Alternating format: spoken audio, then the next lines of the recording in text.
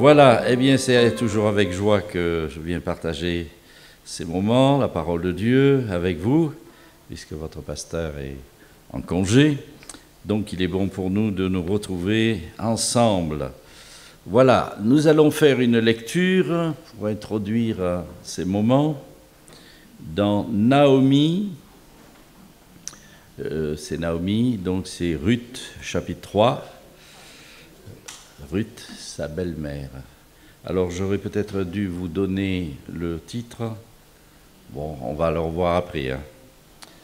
Voilà, on va d'abord faire la lecture. C'est dans le livre de Ruth, chapitre 3, verset 1er. Et le thème, vous l'avez vu ça apparaître, être prêt pour le retour de Jésus. Alors nous y croyons, hein, nous attendons le Seigneur. Nous ne savons pas quand il va venir, bien sûr. Nous ne sommes pas ceux qui annoncent des dates ou autre chose. Mais ce qui est important pour nous ce matin, c'est d'être prêts. Êtes-vous prêts pour ce grand jour? Le jour où le Seigneur viendra chercher son peuple, son Église, ses rachetés. Et nous sommes l'Église de Jésus-Christ, puisque c'est lui notre Seigneur et notre Sauveur. Nous l'avons confessé comme Seigneur et Sauveur. Nous croyons dans notre cœur que Jésus-Christ est ressuscité, qu'il est vivant et qu'il va revenir. En attendant, nous avons besoin de nous préparer. Être prêt, ça veut dire préparer. Et nous allons voir surtout l'accent sur la préparation. Tout d'abord, nous lisons dans Ruth, chapitre 3, verset 1er, ces paroles.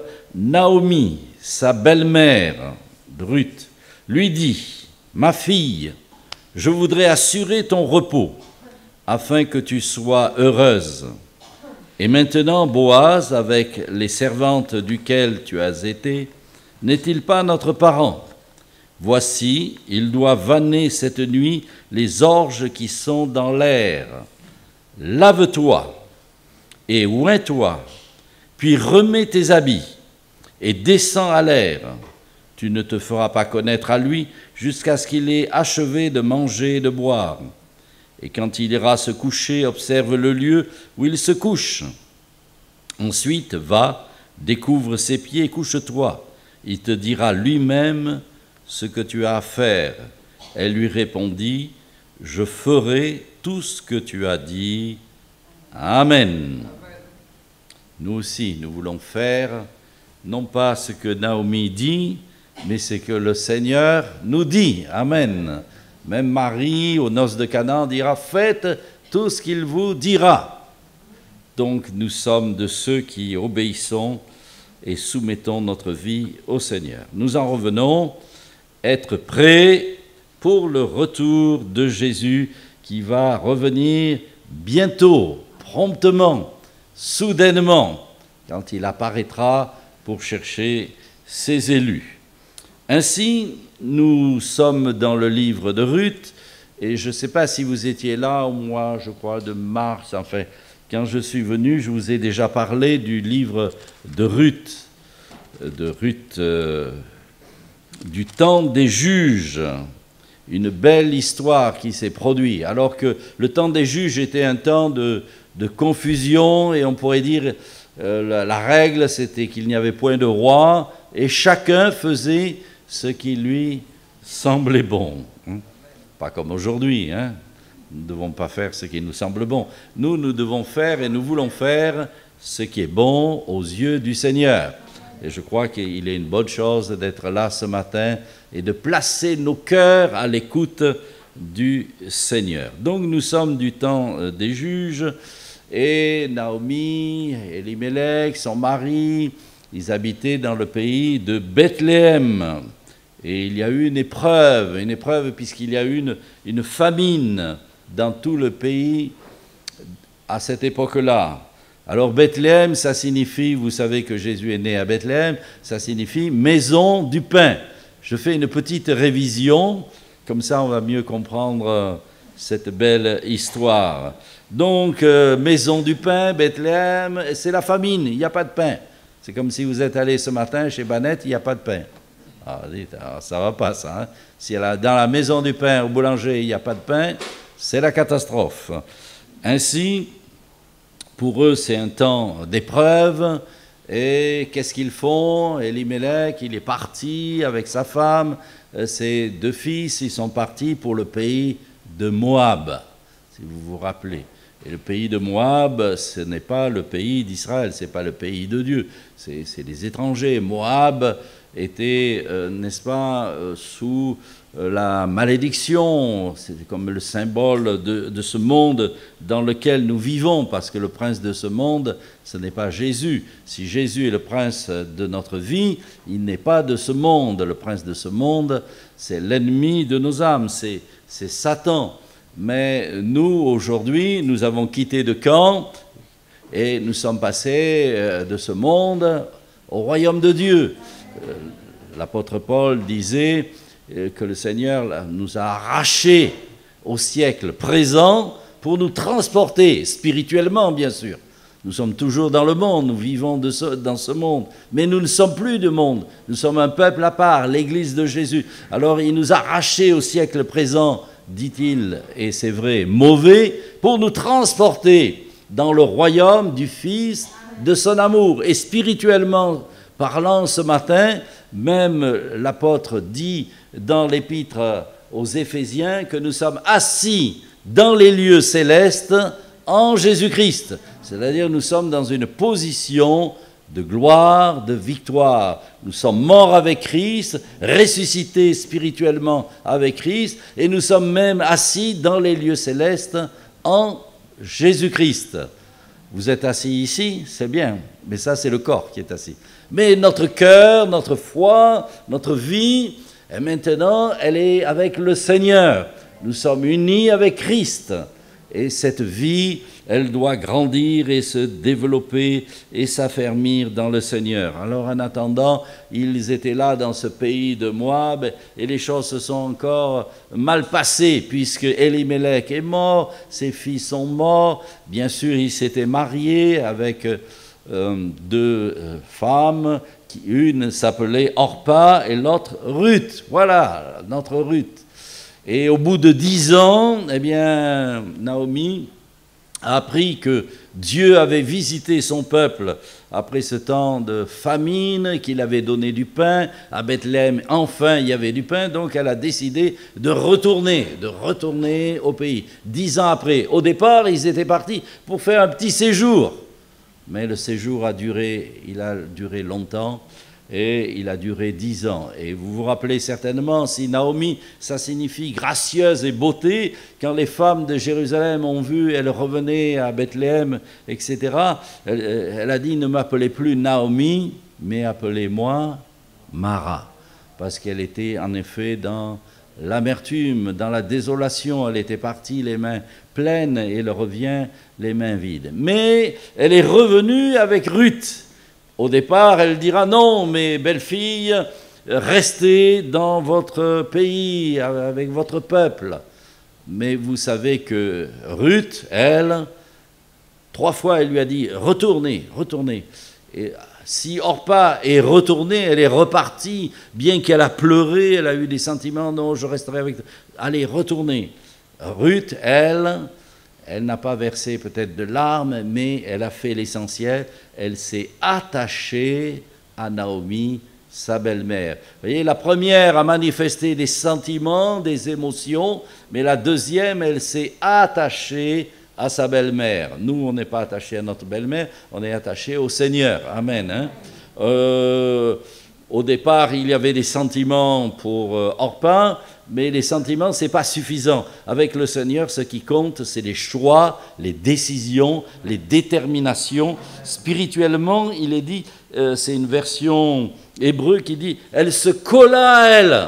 Elle a dit, ton peuple sera mon peuple, où tu iras, j'irai, et même où tu mourras, je mourrai, n'est-ce pas? Ton Dieu sera mon Dieu. Elle a fait en somme une alliance. Elle s'est attachée, elle s'est collée. Et rien n'est venu la séparer. D'ailleurs, elle dira, il n'y a que la mort qui pourra nous séparer. Nous savons que rien ne pourra nous séparer de l'amour de Dieu, manifestée en Jésus-Christ. Nous sommes unis au Seigneur, nous restons dans cette alliance, nous persévérons dans cette alliance, nous sommes avec le Seigneur et notre intention, c'est de demeurer fidèles jusqu'au jour où il va venir. Amen. On a pris le départ, on est en route, mais on veut atteindre le but. C'est comme les cyclistes là en ce moment, ils veulent franchir tous la ligne d'arrivée. Bien, nous aussi, nous voulons franchir la ligne d'arrivée, nous voulons être des vainqueurs. Ainsi, cette femme, une étrangère, qui est née dans un pays de malédiction, Ruth, elle est devenue, elle est sortie d'étrangère, elle est devenue une servante, et elle va devenir l'épouse de Boaz, l'épouse en somme type du Seigneur Jésus. Son nom est écrit une seule fois. Savez-vous, il est écrit dans le Nouveau Testament, Ruth, dans la généalogie de Jésus-Christ. Il y a Boaz, donc s'est marié avec Ruth, ils ont eu un enfant qui s'appelait Obed, qui a enfanté Isaïe, et Isaïe enfanta David. Et Jésus, c'est le fils de David, donc c'est la lignée bénie. Elle qui était née, n'est-ce pas, dans le pays de la malédiction de Moab, elle est rentrée dans la lignée du Seigneur Jésus, elle fait partie des élus, comme nous faisons partie des élus du Seigneur, parce qu'un jour, elle a fait le bon choix, elle s'est décidée, elle a été résolue, rien ne l'a fait dévier, et ainsi, elle est devenue l'épouse de Boaz. Alors, je voudrais vous parler maintenant de cette Naomi. Vous voyez, on a vu Naomi, sa belle-mère, Ruth, sa belle-fille, et on va voir que Naomi, eh bien, là devient un type du Saint-Esprit qui va guider Ruth à rencontrer l'époux. L'époux, c'est-à-dire Boaz. Et nous, aujourd'hui, le Seigneur nous a envoyé son Esprit. Il a dit, il est avec vous, mais il sera en vous, le Saint-Esprit qui a été envoyé au jour de la Pentecôte, que nous avons reçu, qui habite en nous. Il est là pour quoi faire? Il est là pour nous préparer à aller à la rencontre du Seigneur Jésus qui va revenir bientôt. Le Boaz céleste, l'époux céleste, avec qui nous régnerons pour toujours. Ainsi, Naomi, c'est intéressant, c'est de voir que elle va la guider, et le Saint-Esprit est là, dans l'Écriture, c'est dit, Jésus l'a annoncé, il a dit, je vous enverrai le Consolateur, l'Esprit Saint, l'Esprit de vérité que le monde ne peut pas recevoir, il va vous guider, il va vous conseiller, c'est le Consolateur, il va vous guider à aller et à vous préparer pour être digne pour le jour du Seigneur. On voit que Naomi, sa belle-mère, lui dit, et c'est vrai que pour nous, nous voyons dans l'Écriture qu'aujourd'hui, le Seigneur nous parle par son Esprit, il parle par sa parole, bien sûr, mais par le moyen de l'Esprit, puisque dans le livre de l'Apocalypse, quand le Seigneur Jésus vient visiter les 7 églises, eh bien, il est dit, en conclusion, que celui qui a des oreilles entende ce que l'Esprit dit à l'Église. Et aujourd'hui, par sa parole, par les dons, par etc., différents moyens, le Saint-Esprit nous parle pour l'Église, pour les seigneurs, pour que l'Église soit prête pour son jour. On voit que quand ils étaient réunis dans les Actes des Apôtres, le Saint-Esprit dit « Mettez-moi par Paul et Barnabas pour l'œuvre à laquelle je les ai appelés ». Le Saint-Esprit a parlé, l'Esprit dit Paul à Timothée, n'est-ce pas? L'Esprit dit expressément que dans les derniers temps, il y aura des jours difficiles. Et d'une manière ou d'une autre, l'Esprit vient confirmer la parole que nous vivons dans des temps difficiles, des temps de préparation pour le retour du Seigneur. Mais l'Esprit et l'épouse, on voit dans le livre de l'Apocalypse, sont d'accord, l'Église et l'épouse, pour dire « Viens, Seigneur Jésus ». Et le Jésus répond « Je viens bientôt », et on peut traduire aussi « promptement ». Qu'est-ce qu'il dit? Eh bien, Naomi, le Saint-Esprit dit « Ma fille ». C'est lui qui rend témoignage à notre cœur. Il a dû rendre témoignage à votre cœur que vous êtes enfants de Dieu, filles et fils du Seigneur. Amen. le Saint-Esprit rend témoignage à notre cœur, c'est écrit dans l'Épître aux Romains chapitre 6 verset 16, vous avez reçu un esprit d'adoption par lequel nous crions Abba Père, l'Esprit rend témoignage à nos cœurs que nous sommes enfants de Dieu.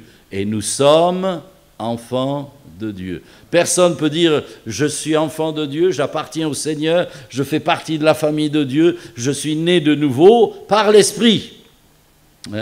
La nouvelle naissance, l'enfantement à la vie de Dieu se fait par le Saint-Esprit. C'est lui qui nous a régénérés, c'est lui qui nous prépare, c'est lui qui nous transforme, c'est lui qui nous rend à l'image du Seigneur. Naomi dira à Ruth, je voudrais assurer ton repos afin que tu sois heureuse. Et un peu plus haut, dans le chapitre 1er, il est dit, Naomi dit, retournez mes filles, pourquoi viendrez-vous avec moi? Ai-je encore dans mon sein des fils qui puissent devenir vos maris? Retournez mes filles, je suis trop vieille pour remarier. Et elle leur dira, je voudrais assurer votre repos. Repos, ça veut dire, devenir l'épouse d'un mari, trouver un mari, afin que le plan de Dieu s'accomplisse. En somme, le Saint-Esprit est faiseur de mariage, vous voyez, parce que c'est lui qui va la conduire vers Boaz. Et aujourd'hui, le Saint-Esprit travaille dans nos cœurs, dans nos vies et son Église, pour la préparer, parce que Dieu a un plan éternel qu'il a révélé dans le Nouveau Testament. Le dessein éternel de Dieu, c'est de donner une épouse à son fils, une épouse qui soit semblable à lui. Israël a été, sur une certaine manière, une épouse, mais nous voyons qu'Israël a échoué, une épouse infidèle, adultère, etc. Mais l'Église, elle doit réussir. Quand le Seigneur va revenir, il veut que son Église, elle soit glorieuse, sainte, irrépréhensible, n'est-ce pas, à son image. Donc, si le Saint-Esprit nous conduit vers Boaz, l'époux céleste, Naomi dira au verset 3, 4 choses, 4 impératifs pour être prêt. Il faut passer par la porte. Il y a un chemin, il y a un temps de préparation. Elle va lui dire 4 choses. La première chose qu'elle lui dira, lave-toi. Pour aller à la rencontre de l'époux, il faut que tu sois pur. Et c'est vrai que la première chose que le Seigneur fait dans notre vie, c'est qu'il nous donne un cœur pur. Amen. Purifié par le baptême d'eau. Le symbole est là. Le baptême d'eau c'est le lavage, et je pense que vous avez pris le grand bain ce jour-là. Je suis sur le grand bain, non? Oui. Si la porte s'ouvre, je suis rebaptisé. Mais il n'y a pas d'eau, alors ça m'embêterait quand même. Mais dans le judaïsme, on voit qu'on se lavait les mains avant de manger. Un jour, les disciples ne se sont pas lavés les mains. Ils étaient scandalisés, les hommes religieux, n'est-ce pas? Jésus a dit, vous lavez l'extérieur. Bon, bien qu'aujourd'hui, vous avez vu, on est purifié en rentrant, on a les mains. Mais les mains, c'est une chose, mais c'est le cœur qui compte. Pour nous, spirituellement, c'est le cœur. Et nous avons besoin, et nous avons reçu, quand nous nous sommes convertis, le baptême d'eau, symbole de lavage, avec un cœur pur. J'aimerais vous lire simplement, où ça va s'afficher, c'est dans 1 Corinthiens chapitre 6 verset 9, ces paroles de Paul aux Corinthiens où il est dit « Ne vous y trompez pas, ni les débauchés, ni les idolâtres, ni les adultères, ni les efféminés, ni les homosexuels, ni les voleurs, ni les cupides, ni les ivrognes, ni les outrageux, ni les ravisseurs n'hériteront le royaume de Dieu. C'est là ce que vous étiez, quelques-uns d'entre vous. Mais, il y a un mais. Mais vous avez été lavés. Amen. Merci Seigneur. Vous avez été sanctifiés. Mais vous avez été justifiés dans le nom du Seigneur Jésus-Christ par l'Esprit de notre Dieu. Vous étiez, mais aujourd'hui, vous êtes autrement. Aujourd'hui, vous êtes lavés. Aujourd'hui, vous êtes purs. Aujourd'hui, vous êtes sanctifiés. Non pas par des œuvres que nous aurions faites, loin de nous, mais parce que l'œuvre du Seigneur s'est accomplie dans notre vie. Amen. David disait, et il a connu des moments difficiles, lui le bien-aimé, comme nous le connaissons dans l'Écriture, et à un moment donné, il disait « Ô Dieu, crée en moi un cœur pur ». Mais qui peut nous donner un cœur pur? Sinon, le sang de Jésus qui nous lave et qui nous purifie de tout péché. C'est bien écrit, n'est-ce pas, dans l'évangile, dans l'épître de Jean, pardon, si nous confessons nos péchés, il est fidèle et juste pour nous pardonner et nous purifier de toute iniquité. Merci Seigneur pour le cœur pur que tu nous donnes. Amen. Mais le problème, c'est de le garder pur. C'est de garder, il nous a donné un vêtement blanc. On a chanté un vêtement blanc, une harpe d'or. Mais il faut garder ce vêtement blanc parce que quand nous marchons et partout, eh bien, on risque d'être souillés, n'est-ce pas, éclaboussés par ce monde. Mais l'œuvre du Seigneur, c'est de nous purifier continuellement par le sang de Christ afin que nous gardions ce vêtement blanc. Qu'en tout temps, ton vêtement soit blanc. Nous avons été purifiés. L'apôtre Paul, quand Ananias est venu, c'est dans Acte 22, eh bien, il raconte son témoignage et il lui dit « Mais que tardes-tu? Sois baptisé, lève-toi, n'est-ce pas? Lève-toi, sois baptisé, plongé, n'est-ce pas? Et lavé de tes péchés, en invoquant le nom du Seigneur. » Il avait rencontré Jésus sur le chemin de Damas, il est tombé, il en avait besoin. Parfois on a besoin de mordre un peu la poussière. Il a été écrasé. Mais là, Ananias lui dit, eh bien, que tardes-tu? Lève-toi, sois baptisé, lavé de tes péchés, en invoquant le nom du Seigneur. Si nous étions comme des lépreux autrefois, on criait impur, impur, et rien. Mais aujourd'hui, le Seigneur nous a donné un cœur pur, puisqu'il dira aux lépreux qui lui demandaient « Je le veux, sois pur ». La volonté du Seigneur, c'est que nous soyons purs devant lui, parce que rien d'impur, on le voit dans le livre de l'Apocalypse, à la fin, rien d'impur ne peut entrer dans la présence du Seigneur. La première chose que Naomi et l'Esprit nous dit à son Église, à nous, à chacun d'entre nous, lave-toi. Donc ça y est, nous sommes lavés. Amen. Nous sommes purs et nous devons marcher avec le Seigneur dans la pureté. Mais ce n'est pas suffisant. Ça, c'est le commencement. La deuxième chose que Naomi, le Saint-Esprit, dit à Ruth, oins-toi. Oins-toi.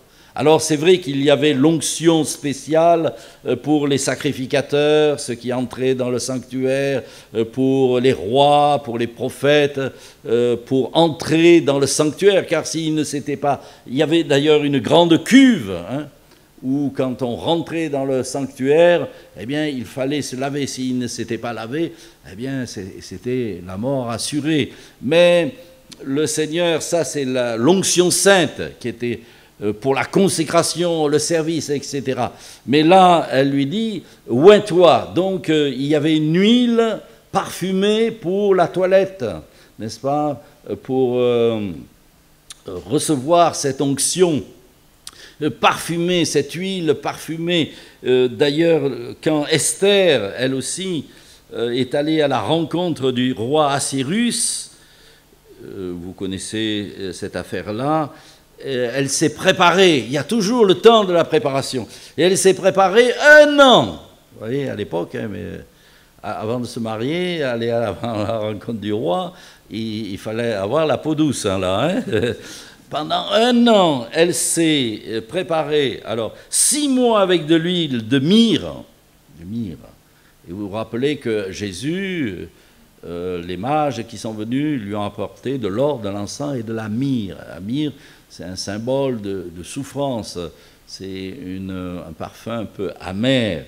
Mais l'huile de myrrhe, parce que dans la préparation, peut-être il faudra nettoyer, il faudra purifier, donc il y a peut-être des souffrances. Et 6 mois avec des aromates et du parfum. Après ça, elle pouvait aller dans la présence du roi. Nous aussi, nous voulons aller dans la présence du roi et être avec le roi dans son royaume. Mais nous avons besoin aussi de nous préparer, que nous soyons oints. Cette huile est bien sûr le symbole du parfum de l'Esprit de Dieu dans nos vies. Amen. Et merci Seigneur parce que tu as envoyé ton Esprit. L'Esprit de Dieu a été répandu. Et c'est une huile qui apporte un parfum, oindre. D'ailleurs, vous savez que nous sommes des petits oins. Vous êtes bien des chrétiens. Nous sommes chrétiens, on s'appelle. Eh bien, oin, c'est Christos, et petit oin, c'est des petits Christ.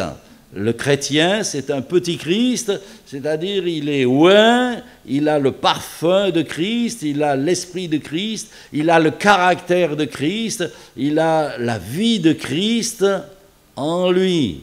Merci Seigneur. Nous sommes la bonne odeur de Christ dans ce monde. Une odeur de vie pour ceux qui croient ou qui cherchent le Seigneur, peut-être une odeur de mort malheureusement pour les incrédules et ceux qui rejettent le Seigneur. Est-ce que ce matin, nous pouvons dire avec David, « Tu oins d'huile ma tête hein ?»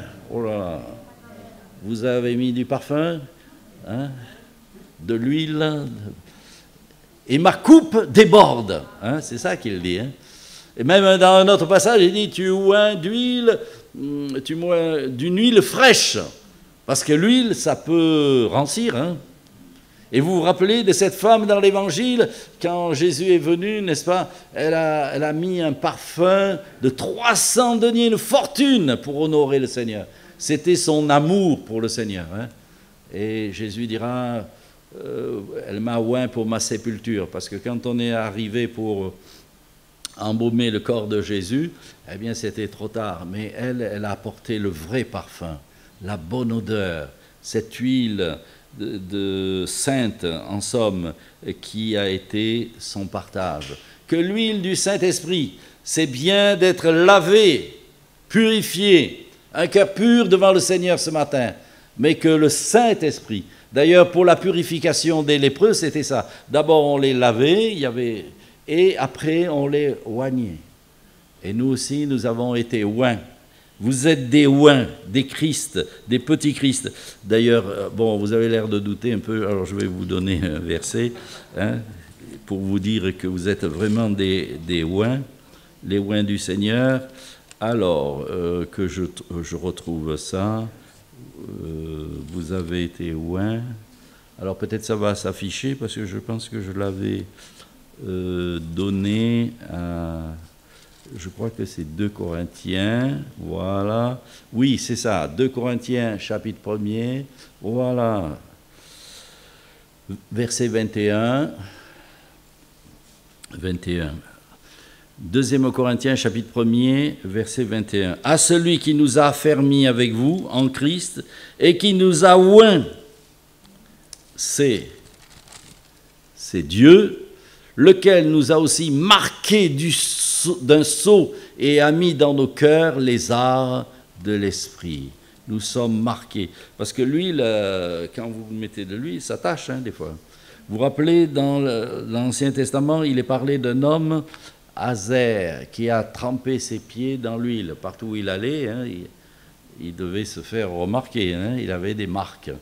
Et nous allons, quand un chrétien est oint de l'esprit, il apporte la marque de Dieu, le bon parfum de Christ. Non seulement il faut être lavé, il faut être oint, mais troisièmement, eh bien, il faut être revêtu. Revêt-toi. Une traduction hébraïque qui dit revêt-toi, c'est-à-dire remets tes habits, bien sûr.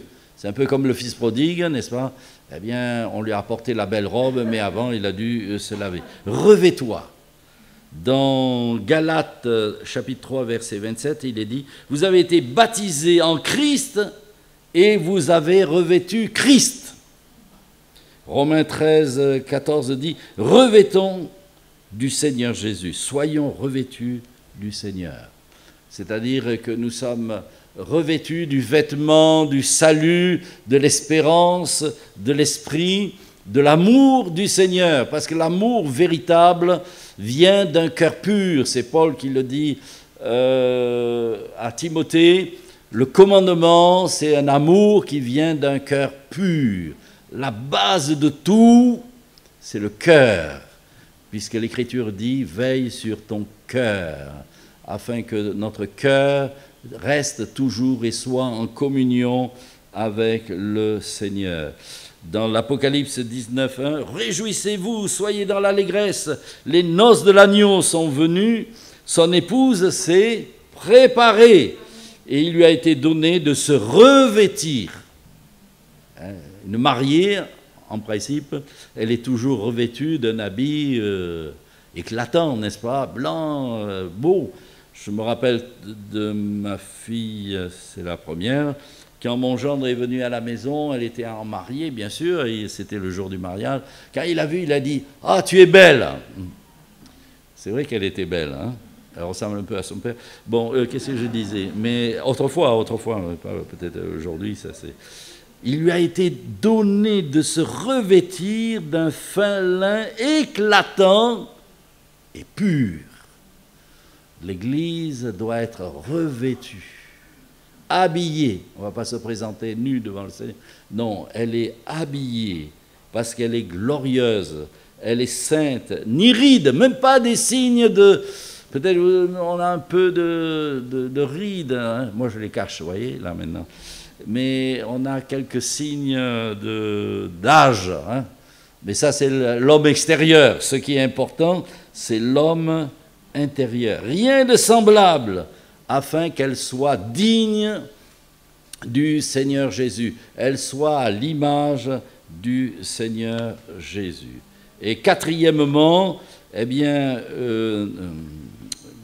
Naomi lui dira « Descends à l'air, descends ». Et elle va aller à la rencontre de l'époux, elle va se mettre à ses pieds, et après, elle sera découverte. Descends à l'air. L'air, c'était un endroit où on vannait l'orge, le blé, bien sûr. C'était un endroit où on séparait la balle du grain.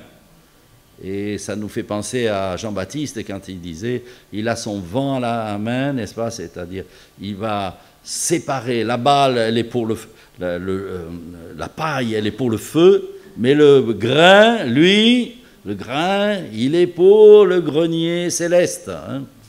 Et peut-être que nous aussi, c'est un temps dans la préparation où le Seigneur, eh bien, nous détache cette paille, le vieil homme et ses œuvres, ses affaires, pour que nous soyons un grain de blé. Jésus lui-même a dit, eh bien, si le grain de blé ne meurt, il demeure seul, mais s'il meurt, il porte beaucoup, beaucoup de fruits.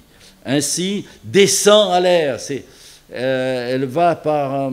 c'est un chemin qui descend, un chemin de l'humilité et de l'abaissement.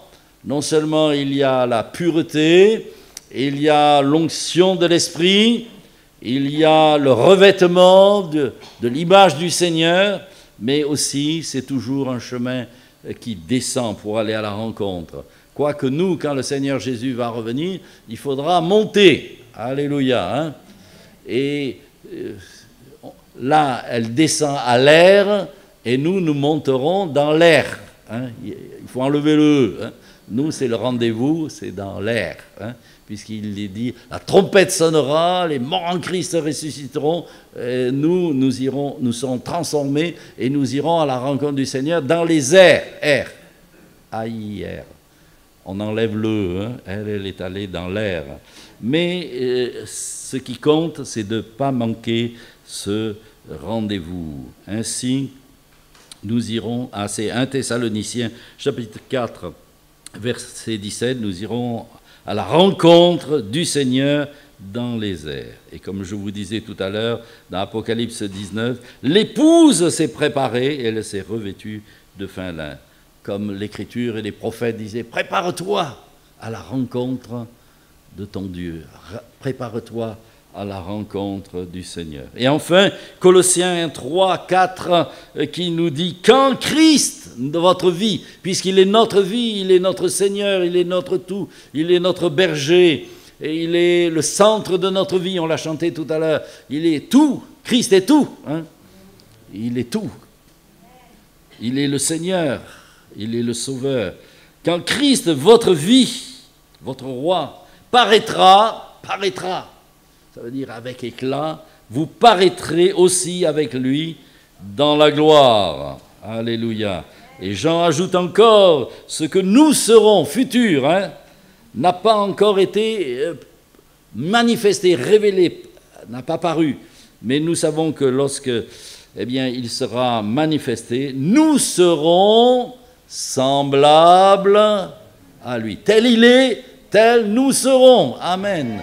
Le Seigneur de gloire, nous serons aussi à sa gloire. C'est pas merveilleux ça? Heureux celui, c'est Jésus qui disait, heureux celui qui a le cœur pur. Parce que heureux ceux qui ont le cœur pur, car ils verront Dieu. Nous, on verra le Seigneur et nous serons pour quelque temps avec lui. Amen. Ah non, moi je ne dis pas amen. Heureusement. Nous ne serons pas pour quelque temps. Heureusement. Nous serons pour toujours avec le Seigneur. C'est un sujet de grâce et de consolation. C'est vrai que dans la vie, nous passons, dit un proverbe, un psaume, nous avons passé par le feu, par l'eau, tu nous en as tirés pour nous donner l'abondance et la vie. Parfois, nous passons par le feu, par l'eau, par toutes sortes de situations, mais Job l'a bien dit aussi, si tu nous éprouves, tu nous épures, nous en sortirons comme l'or pur. Amen. Nous sommes de l'or pur. Alléluia. Que le Seigneur nous aide à garder toujours les yeux fixés sur lui, à serrer sa parole dans notre cœur. N'oublions pas ce que le Seigneur nous dit dans sa parole. Purifie-toi, oins-toi, sois revêtu et descends à l'air. Et le jour va venir que son nom soit glorifié. Amen. Merci Seigneur pour ta parole qui est la vérité, qui est là pour nous éclairer, nous enseigner, nous avertir, nous annoncer, Seigneur, que tu es à la porte, que tu reviens bientôt pour chercher les tiens. Ton Église, que tu veux glorieuse, tu la veux merveilleuse, tu la veux digne de toi, semblable à toi, et nous serons faits semblables à toi. Donne-nous de persévérer, donne-nous d'être fidèles, donne-nous d'être constants, donne-nous de garder nos vêtements blancs, donne-nous que cette huile ne manque pas sur notre tête, donne-nous de ne pas salir nos vêtements, et donne-nous de demeurer dans l'humilité, de descendre à ta rencontre, parce que ta parole s'accomplira. Tu as dit, je ressusciterai, tu es ressuscité. Tu as dit, je reviendrai vous prendre, afin que là où je suis, vous y soyez aussi. Ta parole s'accomplira. Merci Seigneur, ton nom soit glorifié. Amen. Dieu vous bénisse.